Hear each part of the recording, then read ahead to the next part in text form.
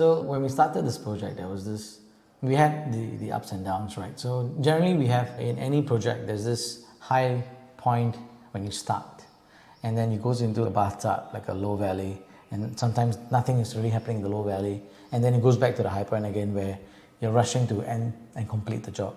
So to start the job, generally, this was my first time doing like a shoebox thing for this project, where we got all the different contractors to come in. There were times when some would turn up, some don't turn up, that's the norm. But having that in place, it helped with the processes of this house go a little smoother than what we would generally do before, where we're trying to ad hoc, just try and call people and, hey, get here and get there, get here and get there, and trying to coordinate them without them being present. So we cleared that obstacle in the front, instead of having to deal with the different contractors just individually, but getting them to speak to each other made a lot of difference for the start. Yeah, that's right. It was like a group huddle. So we enforced these weekly meetings at ungodly hours. No, just kidding. It was early in the morning. There was a bit of grumbling, but it's fine. So that's what David was sharing. We got everyone together, like in a huddle, and we explained the design ideas, what we're trying to achieve, what was the job scope. So we pasted up the scope on the wall. We got them to update it as they progressively got the work. Because if they don't update, we can't pay them too.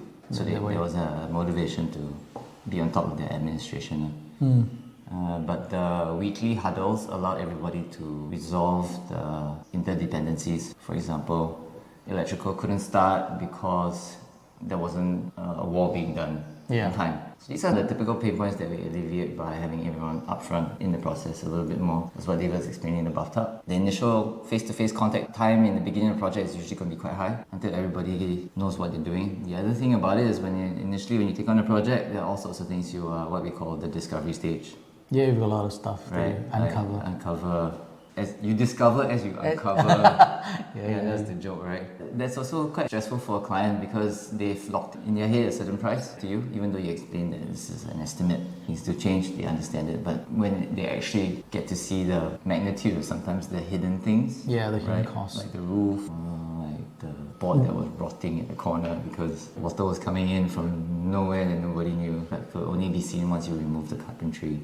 Yeah, that's true. Those are the things that are pretty normal in the process. In renovation, expecting the surprises is common. It's so common. Yeah, expect it. But if you have a team that is willing to roll with you, like the designer and the builder, the subtrades, and then the client itself has an attitude, I'm willing to work with this process. It gets it easier, so it's a tango, right? So both ways, don't feel that kind of a pressure when it's, you understand why it's like that. Yeah.